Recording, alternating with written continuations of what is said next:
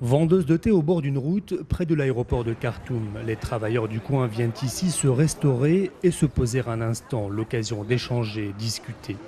La plupart n'iront pas voter. D'ailleurs, beaucoup avouent n'être même pas inscrits sur les listes électorales.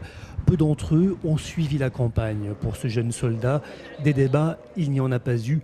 Les questions qui préoccupent les Soudanais n'ont pas été abordées, comme le chômage par exemple. Il y a beaucoup trop de Soudanais sans travail.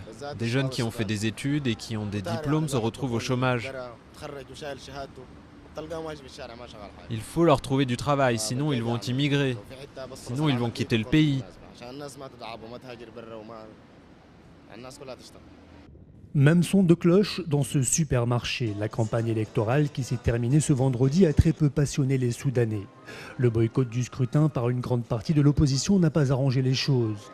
Amer, ce vendeur de téléphone ne veut plus entendre parler ni du président Al-Béchir, ni de l'opposition. Il n'ira pas voter au scrutin qui doit se tenir de dimanche à mardi. Je pense qu'en boycottant ces élections, l'opposition a montré qu'elle était faible. Et puis, elle n'est plus rompue au pouvoir depuis plus de 20 ans et n'a pas de candidat assez compétent pour mener à bien une campagne et diriger le pays. Bref, un boulevard est désormais ouvert pour une réélection d'Omar Al-Béchir. Reste à savoir combien de Soudanais iront se prononcer pour ces élections présidentielles, législatives et régionales, parmi les plus complexes au monde, dans un pays où près de 70% de la population ne sait pas lire.